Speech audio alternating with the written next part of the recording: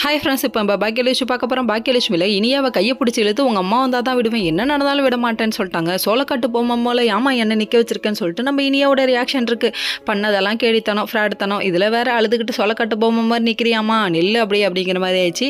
அதுக்கப்புறம் நீ கால் பண்ணுறியா இல்லையா இல்லையான்னு சொல்லி கேட்க அவங்க வேறு வேலையாக இருக்காங்க அப்படின்னு சொல்லிட்டாங்க. அவங்க போட்டி நடந்துகிட்டு இருந்ததுங்க. அங்கே நம்ம கோபிக்கும் நம்ம பாக்கியாவுக்கும் பல போட்டி நீயா நானான்னு போயிட்டுருக்கு. இந்த டைமில் பார்த்து இப்படி நுழைஞ்சிட்டியம்மா உள்ள அப்படிங்கிற மாதிரி இருக்குது. சரி, இதெல்லாம் ஒரு பக்கம் இருக்க. ஃபோன் பண்ணாங்க. ஃபோன் பண்ணோடனே இவங்க அட்டன் பண்ணாங்க. அட்டன் பண்ணோடனே விஷயத்த சொல்கிறாங்க, உங்கள் பொண்ணுக்கு பிரச்சனை, நான் இங்கே சேவ் பண்ணி வச்சிருக்கேன்னு சொல்கிறாங்க. என்னடா அது பிரச்சனை, என் பொண்ணுக்கு பிரச்சனையாக இருக்கக்கூடியவளே நீ தான் அப்படின்னு மனசில் நினச்சிட்டு அவங்க அடிச்சா பிடிச்சா பாட்டியோட கிளம்பி வராங்க. இங்கே வந்து பார்த்தா கடைசியில் பார்த்தா இனியா ஒரு காருக்குள்ளே உட்கார வச்சு பூட்டி வச்சிருக்கு. எப்படி இருக்குது தெரியுமா, இது குயில பிடிச்சி குண்டியில் அடைச்சி அப்படின்னு சொல்லிட்டு சோகத்துக்கு போயிடுச்சு இந்த பொண்ணு. சரி பரவாயில்லன்னு சொல்லிட்டு ஒரு வேலையாக நிற்க வச்சு தண்டனை கைதியாக நிற்க வச்சிட்டாங்க. கடைசியில் எதுவுமே பேச முடியல. உன்னெல்லாம் போய் நம்பினதுக்கு நல்லா செய்கிற அப்படின்னு சொல்லிட்டு பாட்டி கண்ணா பின்னாடி திட்டி விட்டாங்க. திட்டின கையோடு இவன் முன்னாடி போய் அசிங்கப்படுத்திட்டேன்னு சொல்லிட்டாங்க.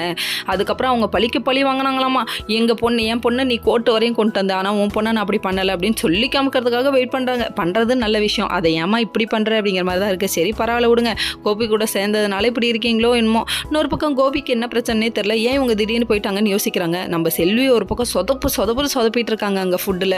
என்ன நடக்க போகுதுன்னு தெரில. இதெல்லாம் ஒரு பக்கம் இருக்க. நம்ம இனியாவுக்கு செம்ம அட்வைஸ் பண்ணுறாங்க நம்ம பாட்டி. கடைசி வரையும் உங்களை நினச்சி கவலைப்படுறதுக்கு மட்டும்தான் அவளை விட்டு வச்சிருக்கீங்க, வாழ்க்கைங்கிற போராட்டத்தில் அவள் எவ்வளோதான் போராடுவான்னு சொல்லிட்டு செம்ம அட்வைஸுங்க.